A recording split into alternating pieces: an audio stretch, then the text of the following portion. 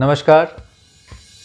आज हम आपके साथ कुछ अपने इंटरेस्टिंग केसेस शेयर करेंगे, रियल लाइफ केसेस, जहाँ पे मरीज़ों को कुछ स्पेसिफिक दिक्कत होने के बाद क्या क्या तकलीफ़ें आई और उनको हमने कैसे इलाज किया। तो इस कड़ी में हमारा पहला केस है एक 45 साल के व्यक्ति, मेल जेंडर, जिनको मोशन में ब्लड आ रहा था लगभग 8-9 महीने से। उन्होंने कहीं जांच कराई और उसमें शुरुआती जांच में उन्हें पाइल्स का शक लगा और फिर पाइल्स का इलाज वो करवाते रहे कई महीनों तक, लेकिन उससे भी जब ठीक नहीं हुआ तो फिर वो हमारे पास आए। हमने जब उनकी पूरी जांच की और स्पेशली दूरबीन से जांच की तो देखा कि लार्ज इंटेस्टाइन में, कोलन और रेक्टम जिसको हम बोलते हैं, उसमें उनको एक गांठ थी। बायोप्सी में अनफॉर्चुनेटली वो कैंसर की गांठ आई और उस गांठ के साथ छोटी छोटी 2-3 और गांठें थी लार्ज इंटेस्टाइन के और थोड़ी दूरी पर, जिसकी बायोप्सी में एडिनोमेटस पॉलिप काफ़ी कॉमन वर्ड है, आपने सुना होगा शायद, पॉलिप नाम की एक बीमारी आई। तो फिर हमने उनको पूरी जांच पड़ताल करके पूरा ट्रीटमेंट करने के लिए उनका एक मेजर ऑपरेशन किया और ऑपरेशन के बाद बायोप्सी में वो बीमारी इतनी बड़ी आई कि उसमें हमें कीमोथेरेपी देनी पड़ी, लेकिन फाइनली वो व्यक्ति पूरी तरीके से ठीक हो गए हैं और आज उनको पूरी तरह ठीक हुए, पूरा ट्रीटमेंट कंप्लीट हुए लगभग 9 महीने हो चुके हैं। अब इस केस में इम्पॉर्टेंट बात क्या है जो हमें समझनी है, इस केस से हमें ये समझना है कि कोई भी बॉडी का लक्षण, स्पेशली अगर ब्लीडिंग हो रही है बॉडी में कहीं से भी, तो उसको मामूली ना लिया जाए। पहला मैसेज ये है। दूसरा मैसेज, कोलन और रेक्टम की बीमारियों में पाइल्स एक बहुत ही कॉमन बीमारी है और उसमें भी ब्लीडिंग होती है, और लार्ज इंटेस्टाइन के ट्यूमर्स में, चाहे वो पॉलिप हो चाहे वो कैंसर हो, उसमें भी ब्लीडिंग होती है। तो अगर बाई चांस पाइल्स, एक तो अंदाज़ा ना लगाएं कि ये पाइल्स की ही बीमारी है, और अगर बाई चांस पाइल्स आ भी जाएं तो भी एक कोलोनोस्कोपी करवा के ये इंश्योर ज़रूर करें कि कहीं पाइल्स के साथ ऊपर कोई पॉलिप या कैंसर की गांठ तो नहीं है। ये स्पेशली उन व्यक्तियों में एप्लीकेबल है जिनकी उम्र 40 या 50 से ज़्यादा की है, क्योंकि उस एज में पाइल्स के साथ पॉलिप और ट्यूमर और कैंसर का होना काफ़ी कॉमनली मिलता है।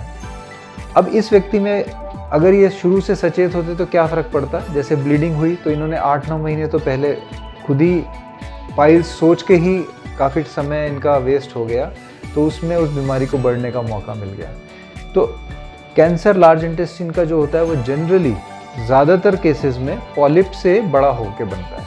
तो सबसे पहले पॉलिप पैदा होता है और वो जब वैसा ही पड़ा रहता है, बिना उसको नहीं निकालते हम शरीर से, तो बड़ा होकर कैंसर का रूप धारण कर लेता है। तो अगर मान लेते हैं, एक संभावना है कि ये व्यक्ति शुरुआत के 1-2 महीने में ही जाके अगर कोलोनोस्कोपी वगैरह हो जाती है इनकी और पॉलिप मिल जाते, तो पॉलिप को हम कोलोनोस्कोपिकली निकाल सकते हैं बिना ऑपरेशन के, और ये बिल्कुल ठीक हो जाते हैं और कैंसर का रिस्क खत्म हो जाता है। और अगर 8-9 महीने के बाद भी जैसे इन्होंने इलाज शुरू करवाया, तब भी अगर स्कोपी हो जाती इनकी, तो भी इनका प्रॉपर डायग्नोसिस हो जाता। तो जो इनको 1.5-2 साल लगे डायग्नोसिस होके इलाज होने में, वो काफ़ी जल्दी हो सकता था।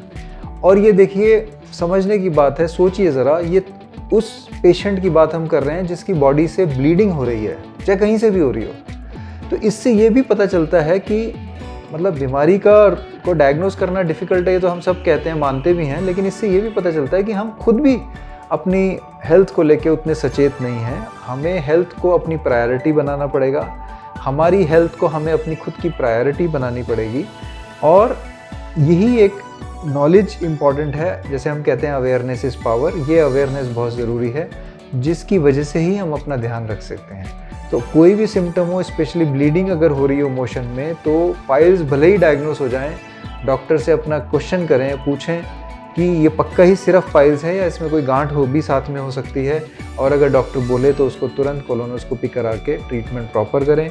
दूसरी बात, कभी भी बहुत लंबे टाइम तक इसको टाइम वेस्ट ना करें इस इलाज को कराने के लिए।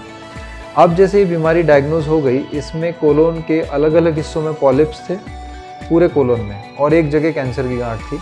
तो फिर इसको हमने पूरा दूरबीन से ऑपरेशन करके पूरी बड़ी आंत हटानी पड़ी हमें, कोलन और रेक्टम, और एक पाउच सर्जरी करते हैं वो हमने की।